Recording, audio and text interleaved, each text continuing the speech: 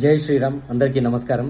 మనం చిన్నప్పటి నుండి రామాయణంలో సినిమాల్లో చూడడం కానీ లేకపోతే ఎవరైనా కథలో చెప్పడం కానీ విన్నది ఏంటి అంటే, రావణుడు సీతను అపహరించాలి అనుకున్నప్పుడు మొదటగా మారీచుడు అనే ఒక రాక్షసుని ఒక జింక, బంగారు జింక రూపంలో, మెరుస్తున్న జింక రూపంలో పంపిస్తాడనమాట.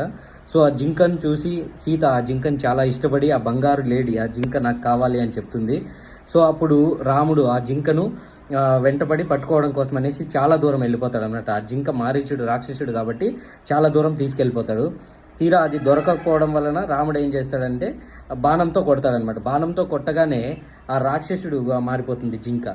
మారిపోయి ఆ మారీచుడు ఏమని అరుస్తాడు, రాక్షసుడు అయ్యో సీత, అయ్యో లక్ష్మణ అని గట్టిగా అరుస్తాడనమాట.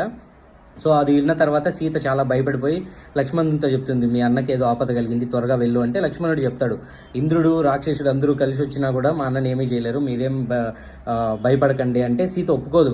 అప్పుడు లక్ష్మణుని తిడుతుందనమాట. దూషించినప్పుడు లక్ష్మణుడు ఏం చేస్తాడు, సరే అని చెప్పేసి వాళ్ళ అన్న కోసం వెళ్తాడు. కానీ అక్కడ వెళ్తూ వెళ్తూ లక్ష్మణ రేఖ గీసి వెళ్తాడు అని చెప్పేసి మనకి చాలామంది కథల్లో కానీ సినిమాల్లో కానీ చెప్పారు. కానీ నిజానికి వాల్మీకి రామాయణంలో అటువంటి లక్ష్మణ రేఖ ప్రస్తావనే లేనే లేదు. లక్ష్మణుడు సీత దూషించగానే సరే అని చెప్పేసి వెళ్ళిపోతాడు, కానీ లక్ష్మణ రేఖ గీయడము, గీత దాటి బయట కావద్దు అని చెప్పడం అనేది లేదనమాట. ఇదంతా కథలు చెప్పేవాళ్ళు, సినిమాల వాళ్ళ సృష్టి. సో వాల్మీకి రామాయణంలో ఈ లక్ష్మణ రేఖ గురించి ఎటువంటి ప్రస్తావన లేనే లేదు. సో ఇటువంటి మరొక ఇంట్రెస్టింగ్ ఫ్యాక్ట్తో మళ్ళీ కలుసుకుందాం. అంతవరకు సెలవు.